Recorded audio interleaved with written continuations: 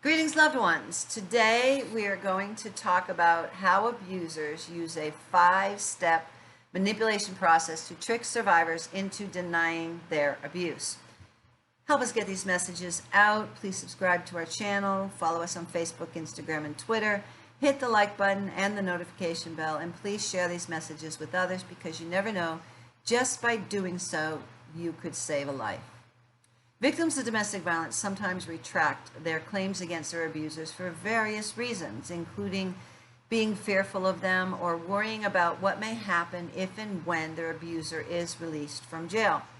However, some also recant claims of abuse out of fear of what may happen to their abuser.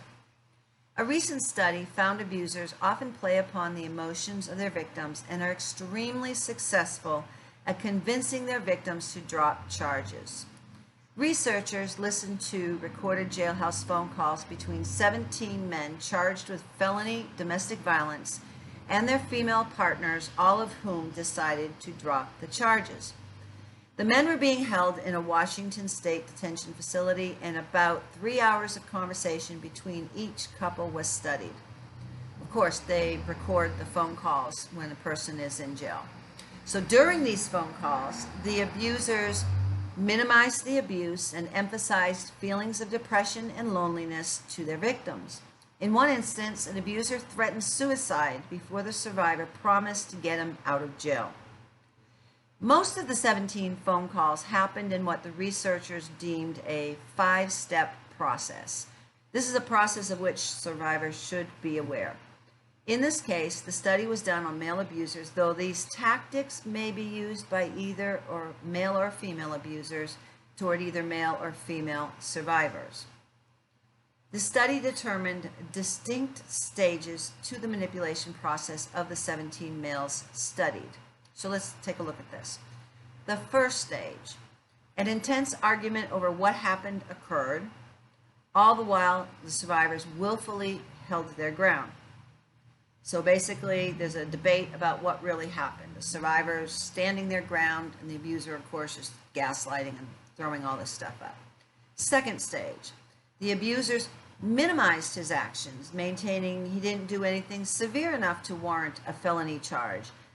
A critical point happened here. The abusers pleaded with their victims, telling them how depressed and lonely they were and how much they missed the victim and the children.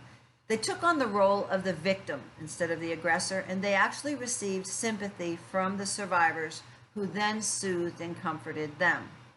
Stage 3. The two would tell each other how much they loved one another and how no one else understood their relationship. It was them against the world. And then stage 4. The abusers asked their victims to drop the charges, and they did. Stage 5. The victims recanted the charges in each of the cases. Typically at that point, the couple would go over specifically what each should say in court. They would discuss this on the phone. So now that we know this, how can we help? Prosecutors and other advocates can counsel survivors and inform them that their partner may likely use sympathy appeals and minimize techniques to have the victim drop the charges. Let them know these 5 stages. Tell them what's going on. If the victims are aware and prepared, they may be more likely to comply with the prosecution and maintain the charges. But even after all of this, if the survivor still wishes to recant, it is important to note that the prosecution might still be able to move forward with the charges. Criminal cases such as these are usually prosecuted by a district attorney's office, so if the prosecutor has enough other evidence to support the charges, the case might continue. Of course, proceeding with a case without the survivor's testimony isn't always possible. Here in Honduras, they can go on with the case whether they have the cooperation of the victim or not. So in some cases, when an abuser convinces the survivor to recant, this is considered witness tampering. And you can learn more about that in a story titled Threatened Not to Testify. I think I might look that up and see if we can do that in a future video.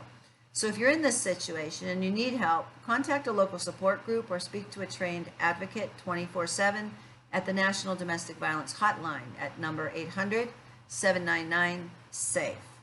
With 1 in 3 women experiencing domestic violence worldwide, the question is not if you will encounter a victim of violence, The question before God is, what will you do when you do encounter them? You could be the person who saves a life. You are called. We are all called to be champions for justice. And those who suffer violence, they need to know that those who love them and those who don't even know them will step out and reach out to them to give them the help and the courage they need to leave before it's too late. So help us share these messages with others. Subscribe to our channel. Follow us on Facebook, Instagram, and Twitter. Hit the like button and the notification bell. And please share these messages with others, because you never know. Just by doing so, you could save a life. If you are a victim of violence, you've been listening to a lot of lies, so I want to tell you the truth. So listen to me. The truth is, you are valued, loved, intelligent, and beautiful. And God does not want you to suffer violence. He wants you to live free from violence in peace and tranquility. There is a way out. It's not your fault, and abuse is not love. If you're a victim of violence, please reach out to someone. And if you find yourself in a dangerous situation, call 911 for help. Tomorrow, we're going to talk about why some survivors minimize their abuse. And until then, God bless you.